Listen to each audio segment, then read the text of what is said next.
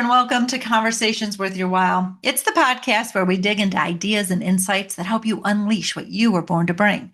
I get to chat with heart-led experts. I get to ask the questions that you've been thinking about and explore the conversations that will spark growth and shift perspectives and help you show up fully, both in life and in your career. And today we're going to be exploring anxiety relief, specifically about lightening life's heaviest moments. And this conversation is worth your while because we're all carrying heavy loads that we've never had to shoulder before. Things are different in the world. That's changing. And it's really easy to worry that we're just not handling it all the right way. And with anxiety at an all-time high in our world, now is the time to discover how to lighten life's heavy moments and find the relief that you can actually feel. So I'm your host, Linda Bucher. And I believe with every fiber of my being that your gifts matter and the world needs what only you can bring. And I've been entrusted by the universe to unleash what you were born to bring. So yeah, I have the best job in the world. And I'm on a mission to help impact-driven humans to break free from meh, to step into a life that feels like a bold, soul-aligned, hell yes, because that's where we can make the difference we're here to make once we feel that way. But here's the thing, like for decades, like I tried to live life like everyone else thought I should. I had anxiety. I had overwhelm. I was stuck. I was frustrated. I was feeling like my gifts were just like waiting. And some days like, what, do I even have any gifts? Right? And that's when I made a choice to stop chasing someone else's version of success and started stepping into like who I am and what's it mean for me. But the coolest thing is that journey didn't just change my life. It became my mission. And now I get to do this work that I love. I get to help these impact-driven humans like you to break free, right? To step fully into who you are, like I did, and then bring your brilliance to the world because your gifts matter and it's time to share them.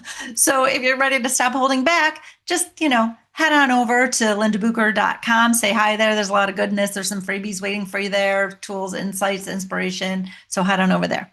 Okay. So today, now, I have the pleasure of being joined by Natasha Halliday. She's a therapist and a speaker, and she's making some beautiful ripples in this world through humor and mindset shifts. Natasha is helping people to cultivate resilience, to alleviate their burnout, and to create a deeper understanding of fear, not as like this thing that can hold us back, but as a communicator. And I'm really excited to have Natasha here with us today. So Natasha, hi, and thank you for being here. Hey, thank you for having me. You're so welcome. So can you just elaborate a little more? Tell us a little bit more about, who you are, who you work with, how you're making positive ripples in the world. So I am, as you said, I'm a speaker. I do public speaking on a number of mental health topics. A lot of the stuff that I address in private practice as a therapist, but I have the privilege of bringing them to larger audiences because not everybody needs therapy, but most of us need some kind of guidance on how to navigate some kind of stress. I also work in private practice as a therapist. I'm a registered social worker. And so I work with youth up to adults, just supporting people on their journey in life and their healing journey and looking at where they might be struggling emotionally and mentally and how I might be able to help them out with that. And as you said, a lot of that's through mindset. And you noted that I add humor, so I do a little bit of stand up. And so I love to bring in a little bit of that humor and life's tough. We gotta laugh. So I try to remind people that even in the tough moments, there's still room for laughter. There's always room for joy, always room to see it from the lighter side because we can get so focused on the heavy parts of life. And there is still, no matter what's happening, there's always light, there's always sunshine, there's always joy. And I want to help people see that. So that's a little bit more about what I do. Well, that's beautiful. Thank you so much. Okay, so let's dive in today's conversation. So we're going to be talking about relieving anxiety and lightening life's heavy moments. And you just gave us a tiny little clue already, which is beautiful. But let's start with talking about, let's acknowledge life's heavy loads. Everybody has life's heavy loads. One of the big mistakes we make is comparing our insides to other people's outsides, especially with social media. They're throwing stuff out there like, oh, look, I'm having a margarita on my porch with my dog, and you're like thinking, oh, they got the life. If I only had time to have a margarita on a porch with a dog, right? But no, I'm caring for an elderly relative or a sick child, or my boss makes me work 75 hours a week or whatever, like, or we are struggling with health problems. Like there's so much heaviness that we feel, and everybody faces it. Everybody Absolutely. has this experience, right? Yeah, and I think one of the tough things about social media is we now get more pictures of what someone has decided life should look like. And no one gets to decide what my life looks like.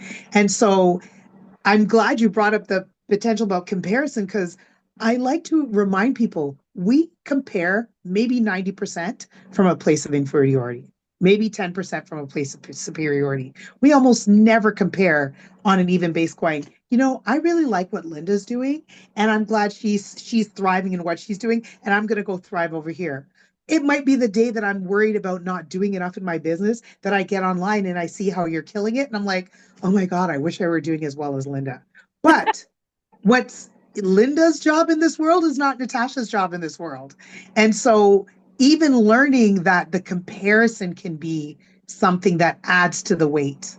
And how much are we portraying our realistic lives? Like, are we always portraying those moments when we're caring for a relative? Because really, why do we need to? But we sometimes forget that what people post is not a full picture of their entire life. No, not even close. A Yeah. lot of times people are posting what they think will get them a lot of likes. It's more of a validation, like, hey, look at me, right? Because they need that. Yeah. Um, and and I mean, not every post, but that happens a lot. And so if you think about, sometimes the posts that you're seeing are being posted by people who are feeling just as insecure and just as heavy as you are. You just don't get to see that. And I love that you brought up, Natasha, that when we do, it's like I use a rhyme: compare and despair. That's what happens. Because, like you said, we're comparing from a, oh, I must not be enough, or I don't have it good enough, or they've got it easier, or I wish I were them, and that's never doing us any favors whatsoever. It's just keeping us in this place where we feel really heavy. Right. Right. So that's a real, so I guess our main first point is, listener, you are not alone. This is No. everybody. Okay. And Everybody has struggles. everybody has struggles. And this, hold on a minute, where am I comparing myself to? From what place? And should I even be comparing? So just that you brought Absolutely. that up can niggle that little question in us. Should I be comparing, or can I just be noticing? I could just be Absolutely. noticing. I don't need to make it mean something about me or my life or them. Like, oh, they got it easy. You don't know that. We don't know that, right? Right. Yeah. Okay. There's actually something that I do often with my therapy clients, especially in a virtual session, but I've done it like where I physically walked out of the room and in a physical like in-person setting. But like even just right now, what I can see on the screen, I can see your lovely backdrop. I can see there's plants, can see lamps, I can see certain things. I can't see where there might be a window. I can't see where there might be a door because I can't see the entire room. Mm. Sometimes what we forget is when somebody says, Linda, you really need to make sure that you move those window dressings. How can I speak to what I can't see? So when I'm looking at what I see through the online lens of somebody's life, I have to remember I am not seeing the full picture. When people speak to what should happen in my life, they are not seeing the full picture. So we have to take that into consideration so that we're not getting caught up in the partial visual of what we have access to. Excellent point. Excellent point. We really cannot see. And that's a great reminder, both from that I know better than you, or oh, you must know better than me. I should listen to you. Because Yeah, when we're relying on others to tell us where we should be or what we should be doing, we're ignoring that inner truth, aren't we? We're ignoring that inner voice, that gut instinct that already knows the way, because we're too busy trying to fit in. yeah, yeah. Yeah. So, all right. So let's talk about. easing this burden, right? And I want to start with the concept of resilience. Okay. Um, so I'm going to let you talk about resilience, and then we're going to see where that goes. Okay. So two things I want to point out about resilience. I feel that a lot of people think we don't have resilience. If we're struggling, we don't have resilience and we need to get it. We all have resilience within us. Resilience occurs at different levels and different ways in our life, but we always have some resilience in us. We always have some ability to move past a challenging situation and potentially even be doing better afterwards by some of the new skills we gain. Mm. I think we all have it. So I want to challenge people to not assume they don't have it, but to tap into where it exists and then look at how to build on that. But I also have a visual that I want to offer people. So I have this thought that resilience is like having your umbrella in the rain, the raindrops being the way life's adversities fall down on us. We Mm. cannot stay inside all the time. So we need a way of mitigating the impact of the adversity. And so I feel that resilience is like that umbrella. If I put my umbrella up, it shelters me from getting drenched, but it doesn't prevent me from being outside and being present with what's occurring. And so I want people to think about resilience that way, something that allows the adversity to not have the drenching impact, but it still allows you to be present in all the moments that life will have to offer. Mm. Oh, that's a beautiful visual. Yeah, really nice. I have a visual too. So I think of it like this. So when you're in the middle of this difficulty, it's like you're climbing a rock face and your fingers are just barely hanging on, and you're like, oh my gosh, and you're shaky, and your toes, you got these little, and you look up and you're like, oh God, that's so far up, and you look down like, oh, don't look down, don't look down. Right? And you're like, I can't even see where I need to go next, right? This is what it feels like to be in the middle of a big, hard, challenging life, burden of life. Okay. Yeah. But on your nice helmet, your rock climbing helmet, you got one of those little rear view mirrors. It's a little small thing like this, and it's off to the side. And if you look in that mirror, behind you is also the rest of the mountain range, all the mountains that you've already climbed, because you were on the sheer faces of those two at one time in your life. And I, you look back, and a couple things occur to you when you look back. First is, wow, from here they're kind of beautiful. They're not so scary. Like from this little, like, huh, wow, that makes up like, the mountain range of my life, but it's beautiful. Yes. And the second thing is, I'm here because I'm able to climb more mountains. I already climbed all those, so I can climb this. And it's not because climbing them made me stronger, but they revealed how strong I am. Absolutely. Fact that I have climbed them, because it's not like I trained for the first one. It just got thrown at me. Life got thrown at me, right? So, and then I was like, oh crap, I'm climbing this. And now I climbed it. And I'm like, oh, I'm at the top. Okay, I did that, and not that I'm ready for what's next. I want to be downhill. That would be lovely, right? But it really shows us how strong we are, because I really think we have an untapped strength, right? And it's the magnitude is so much bigger than we know. And this resilience that we're talking about is when it's revealed. That strength is revealed. And then we're like, oh, I did deal with that. And now I dealt with it. And now I'm back here. Now I'm here. So we really do have this. So I love using these metaphors, these visuals as a way to talk about resilience and inner strength. And, so just knowing that, I guess that's our second point of today, is knowing that you will get through, because you always have. You always have, Absolutely. right? So you will get through. So I think that's a really great point number two. Point number two. Yeah. Okay. Love it. So let's talk a little bit more about the how, because we say in our title, we're going to talk about lightening the load. So let's talk Right. about some ways to lighten loads. Well, I think that, when we look at what we're facing, sometimes we see it as like your analogy of the mountain. Sometimes we see only that mountain, forgetting we've climbed many mountains before.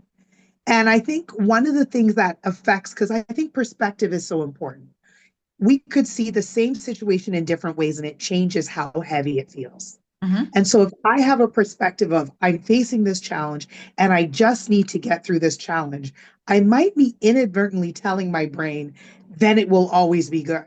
But the truth is, I need to get through this challenge knowing there will be other ones so that I'm not blindsided the next time Hmm. another one occurs.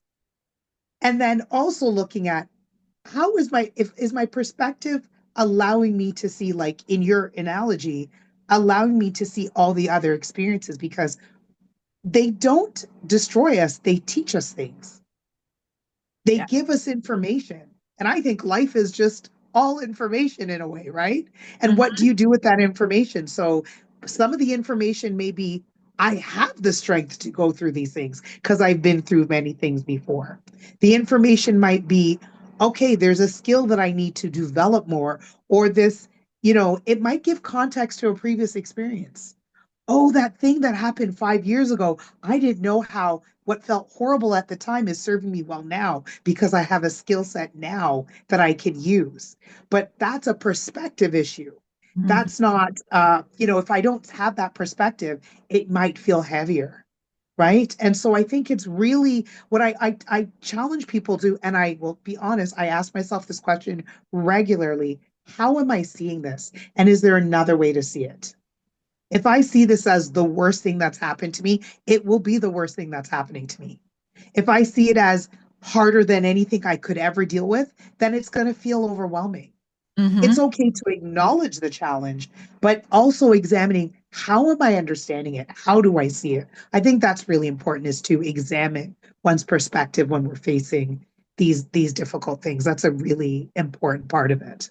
Yeah, exactly. Perspective is huge. It's why one person can deal with some that like for instance, about a year ago, my mother passed away.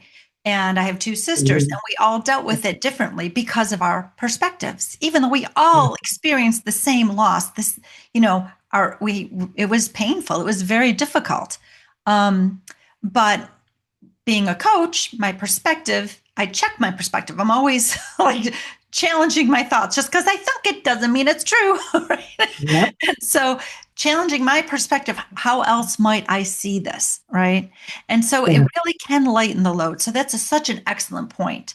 Another way that I like that I teach my clients, and I learned this. I don't even know where I learned it. I remember I was in coach training in probably 2010 when I learned about this concept. It's called an AFGO moment, or AFGO, AFGO. Okay.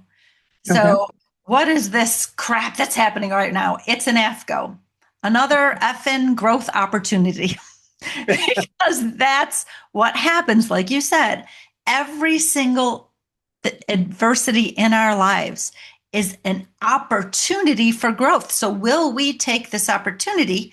And how do we do that? By shifting our perspective to say, it's an AFGO, it's an opportunity for growth. So, Right. just and knowing they're going to keep coming, but when you see them that way, the person coming out is not the same as the person who went into it.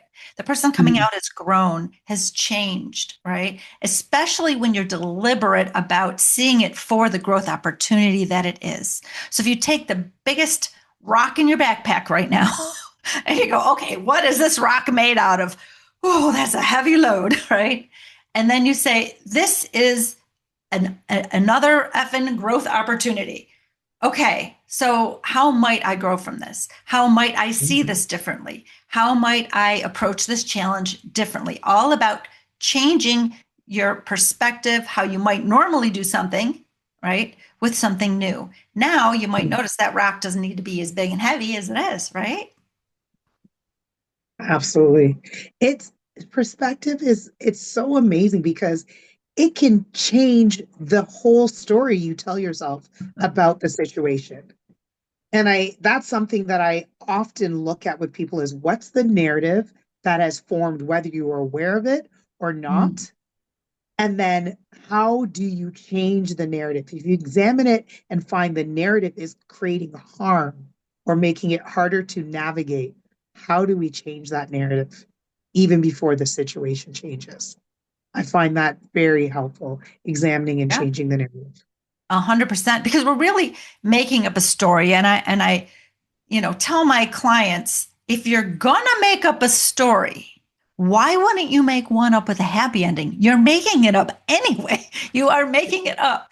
Choose the happy ending, right? And so, but like you said, first you have to recognize, what is the story I am telling about this event? Because circumstances and events are neutral. The emotional charge only happens when we attach our story to them.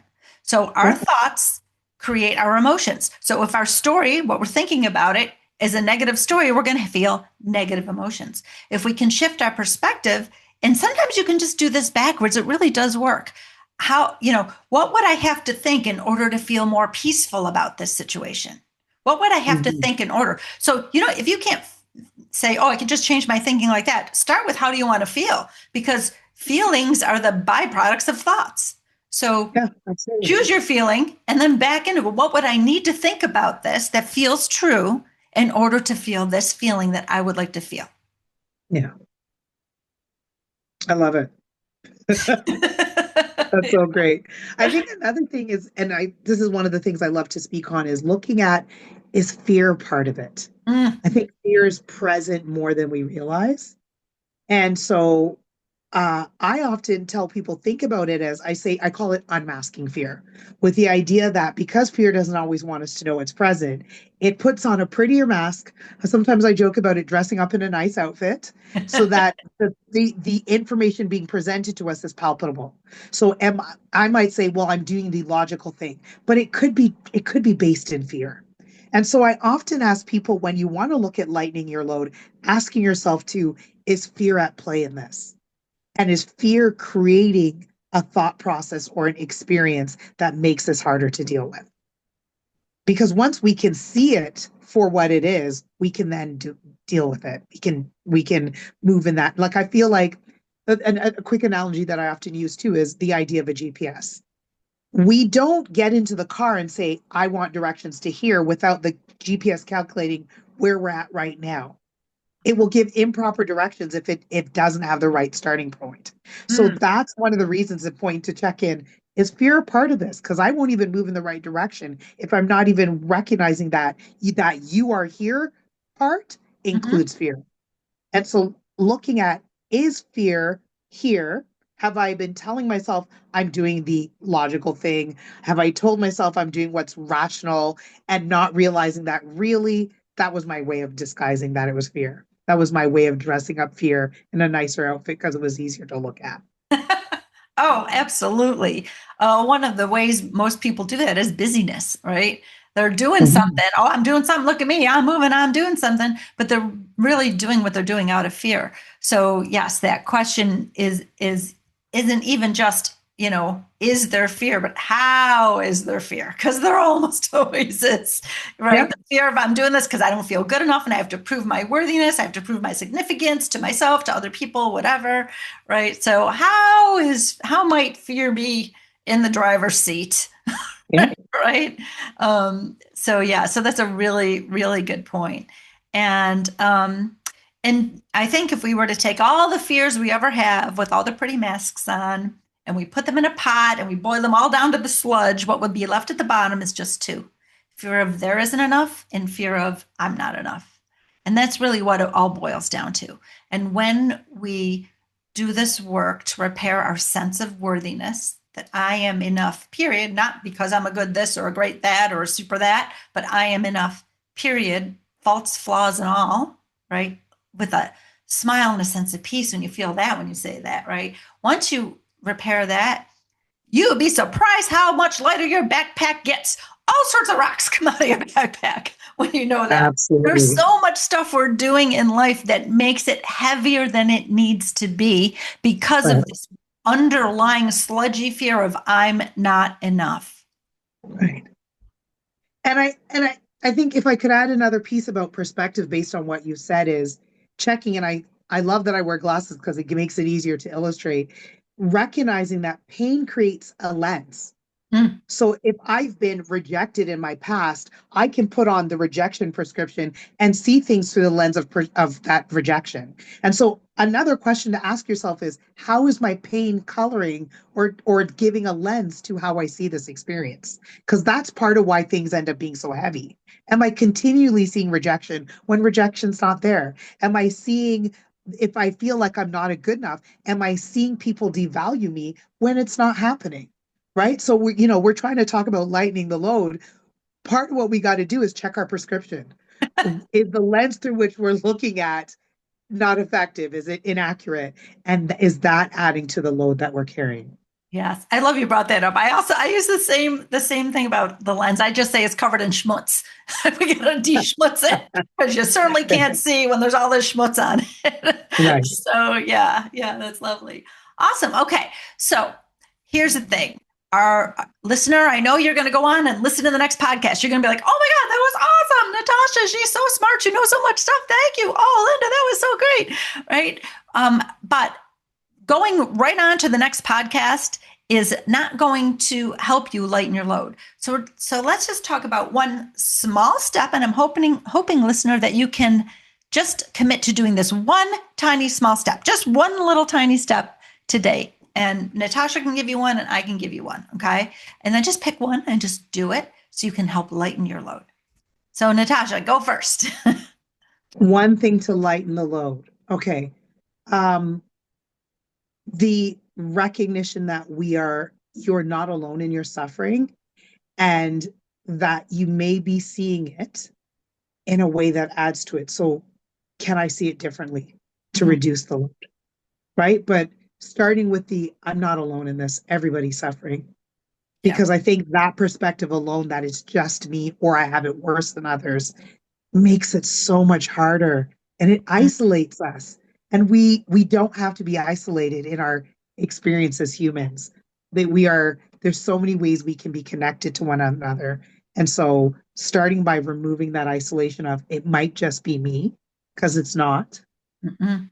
and then asking yourself, how is my perspective adding to my load? Mm-hmm. Yeah, that's great. So there's two things, but I like them both. Yes, sorry. No, that's great. You're not, I'm not alone. I'm not different. There's nothing wrong with me. Just that. Yeah, If that's all someone takes away today is that little mantra, I'm not alone. There's nothing wrong with me. I'm not alone yeah, and there's nothing wrong with me. That's a beautiful thing. And the second thing is if I can remember to to to clean my glasses. And what I see might not be true just because I think it, right? That's what I say. Just because I think it absolutely. doesn't mean it's true because I'm looking through the schmutzy lens of my own um, not yet healed difficulties, right? Right. So, we're like the reason someone would be listening to this episode is because they are ready to improve and grow and live a more balanced, easy, peaceful life, right? That's why they're listening, right? So the fact that you're here, celebrate that, and you learned a couple of tools today. So right, so that's so awesome. All right, cool. Okay, well, this has been a super fun episode. So, Natasha, thank you for being a guest. And if someone Thank you for having me. like, you're very welcome. And so, maybe someone wants to connect with you, or maybe you have something for our audience members. Can you, just kind of talk a little bit about what you got? Yeah, so what I would love to provide is a small guide on how to unmask fear, Mm, with the recognition that fear isn't always obvious. How do we start to recognize where it might exist that we didn't know? mhm. Beautiful.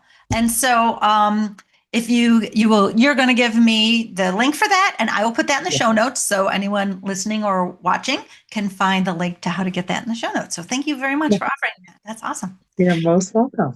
All right. So, okay, that is our show. So, once again, I'm Linda Bucher, and I'm on a mission to inspire and impact millions of people to know their worth, to share their gifts, deliberately creating big, beautiful ripples in this world, because that's what you are here for.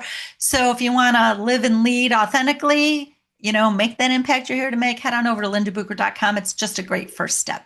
And if this episode sparked something in you, be sure to like it and subscribe to this podcast and share it with someone that you care about and maybe lighten their load. And then come back next week for another honest, uplifting conversation to help you grow. So until next time, make sure that you've made this conversation worth your while by fueling the spark that it ignited.